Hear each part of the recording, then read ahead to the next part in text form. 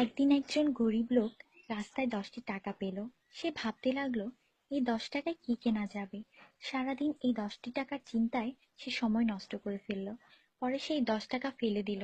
সে বলল, হে আল্লাহ, এই 10 টাকার জন্য আমি আজ সকাল থেকে আপনাকে একবারও স্মরণ করিনি। সেই সব লোক আপনাকে কিভাবে স্মরণ করে যাদের লাখ টাকা আছে?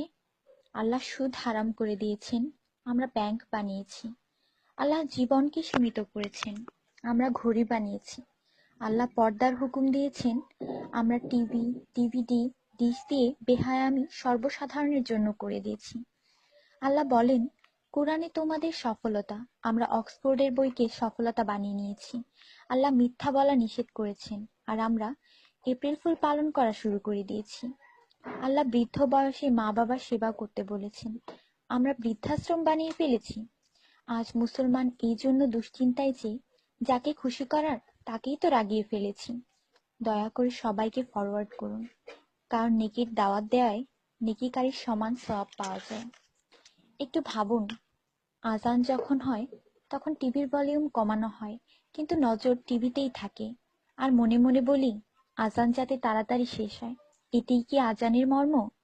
আপনি নিজে আপনার মনকে প্রশ্ন করুন। আজানের জবাব দেওয়ার চেষ্টা করুন, যাতে মৃত্যুর পর কালিমা তাইয়্যিবা আমাদের নসিব হয়।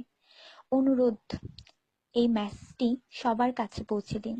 বন্ধুরা, আমাদের দাওয়াতে যদি কেউ না আসে, আমরা রাগান্বিত হই।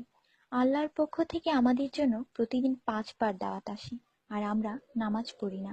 তাতে কি আল্লাহ আমাদের উপর রাগান্বিত হন না? এটি শুধু মেসেজ না, বাস্তবতা। দয়া করে নামাজ আদায় করুন এবং অন্যকেও উৎসাহিত করুন। যিনি এই মেসেজ পড়েন তাদের উপর আল্লাহ আরো রহমত দিন, এবং যিনি এই মেসেজ ফরওয়ার্ড করেন তার ভালো ইচ্ছা আল্লাহ পূরণ করুন এবং হিদায়াত করুন। নামাজের চিন্তা করুন, ব্যালেন্সের না।